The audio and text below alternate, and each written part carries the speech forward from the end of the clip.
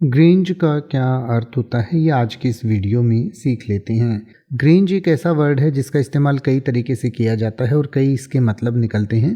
तो इसके सभी मतलब हम समझ लेते हैं एक एक करके। उससे पहले हिंदी में जो इसके आम मतलब हैं वो मैं आपको बता देता हूँ। इसका मतलब होता है खत्ती, चक, खलिहान सहित देसी मकान।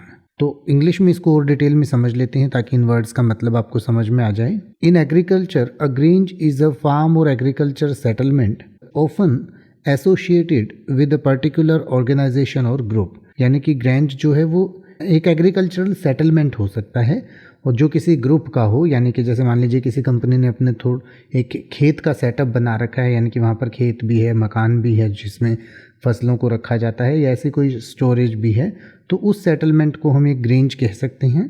इसके अलावा in the United States the grange is a fraternal organization for farmers and agricultural workers officially known as national grange of the order of patrons of husbandry.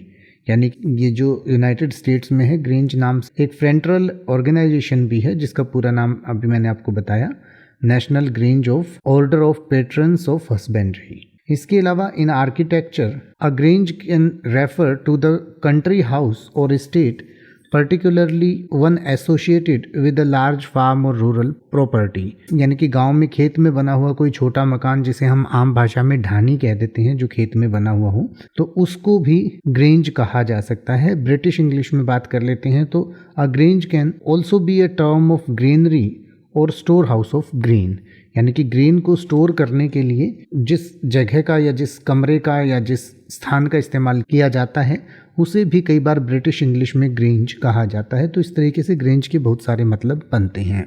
अब आप ऐसे ही किसी भी वर्ड का मतलब हिंदी और इंग्लिश में YouTube पर सर्च कर सकते हैं। आपको मेरी वीडियो मिल जाएगी जिसमें आप बिना किसी फालतू बकवास के सीधा उस वर्ड का मतलब समझ पाएंगे। तो ऐसी ही वीडियोस को देखते रहने के लिए चैनल को सब्सक्राइब करें और बेल आइकन को प्रेस करें।